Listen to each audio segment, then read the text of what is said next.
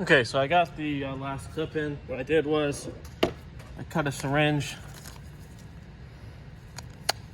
that we use for sucking oil out of things. Put it in there, the clip, put it in there, push it down as fast as I could, went most of the way in, fiddled with it, got it in. Okay, so now I have to install the piston in the liner. I do it in this order because I want this in the liner.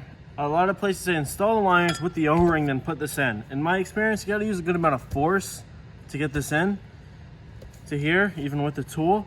So I don't want to have the O-ring there. I don't want this to be on final assembly, you know what I mean? So basically I'm gonna install it in the block without the O-ring, so I can easily pull it out, put it on the shelf, and then after I do my final crank install, I slide this in, bolt this on with the O-ring obviously, and then I put the tools on it so that O-ring only gets compressed once. If it gets compressed twice, it might not seal.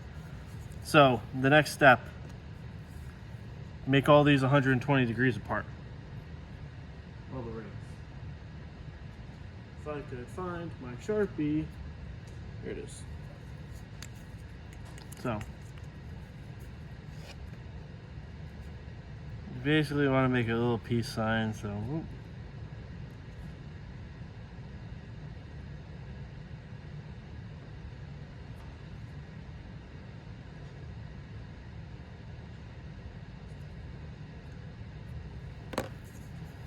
To line up all your rings where you put your peace sign.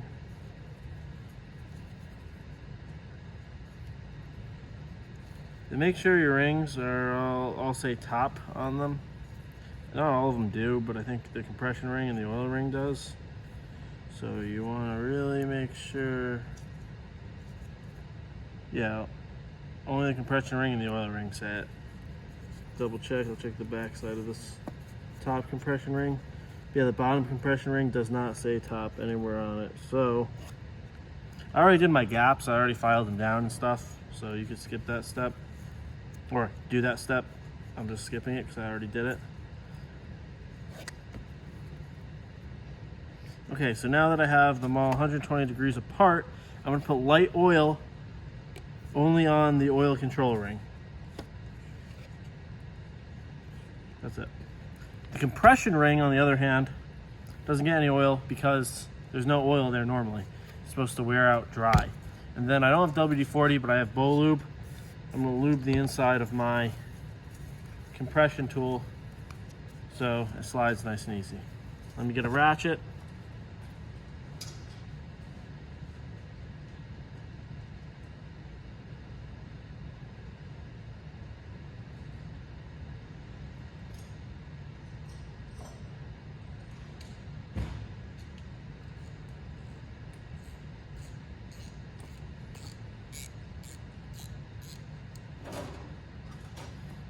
So I got my ratchet.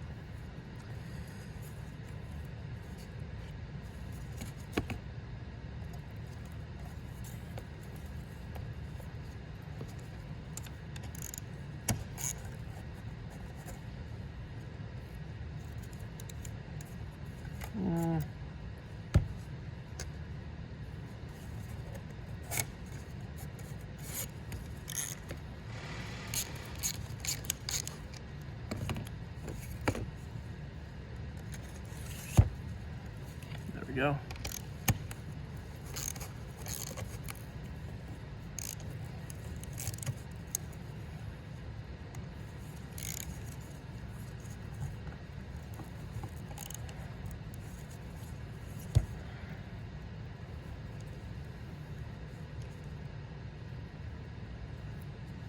See? Nice and compressed. This is a Lyle, I believe. A Lyle ring compression tool. I got it from the Snap-on truck.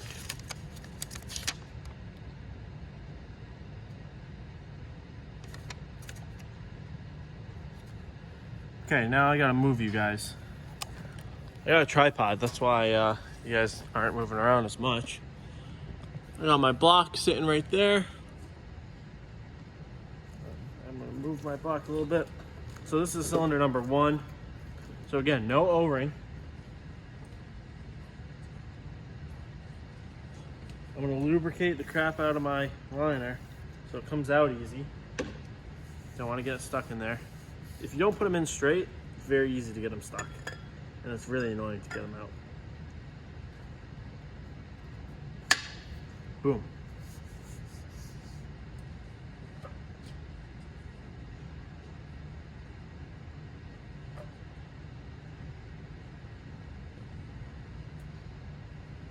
And this was when I realized I messed up. So give me a second to redo this. It goes the other way.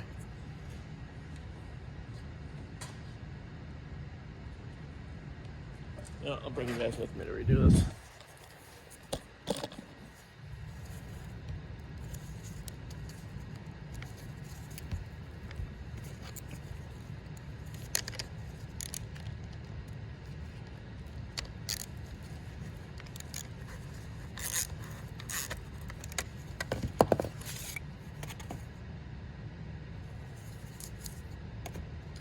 And again, you want to make sure nothing moved,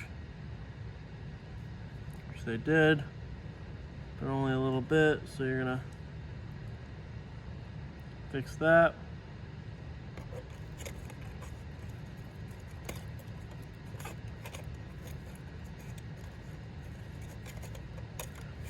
And then you're gonna mess that up because you didn't decompress it enough. Double check.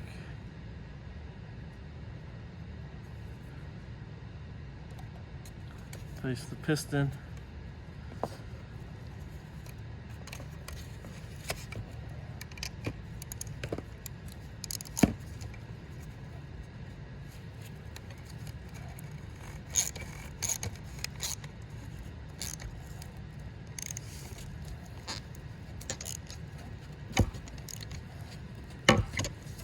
Make it as tight as you can, obviously.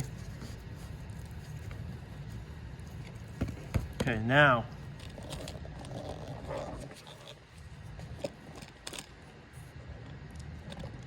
where to go over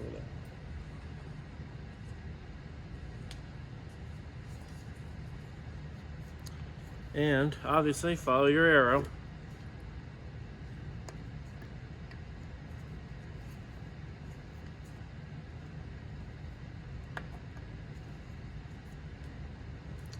Let me get a tool.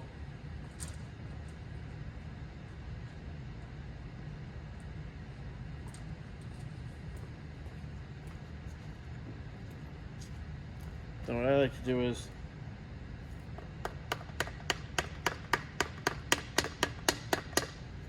make that nice and level there.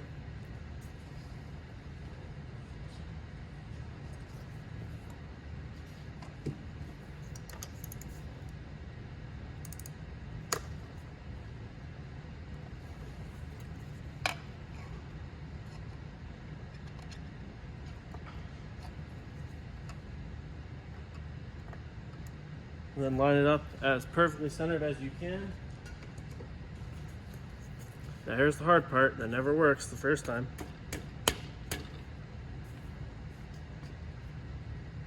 Let me get a piece of wood.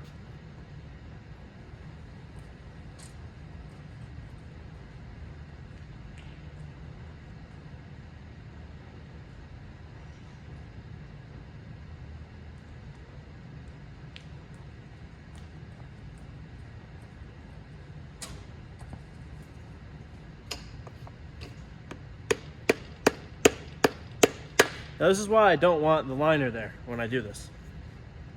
Because if the liner's in there, or the O-ring's in there, what's gonna happen is I'm gonna be banging on the fucking O-ring, and that's no good.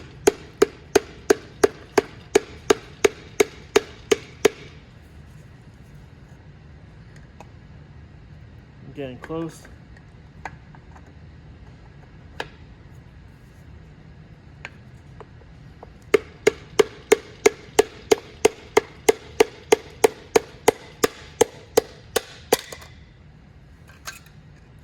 There you go.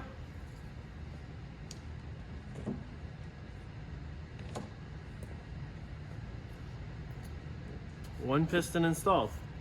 Now,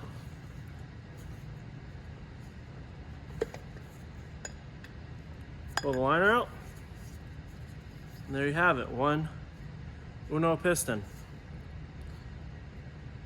Bore number one.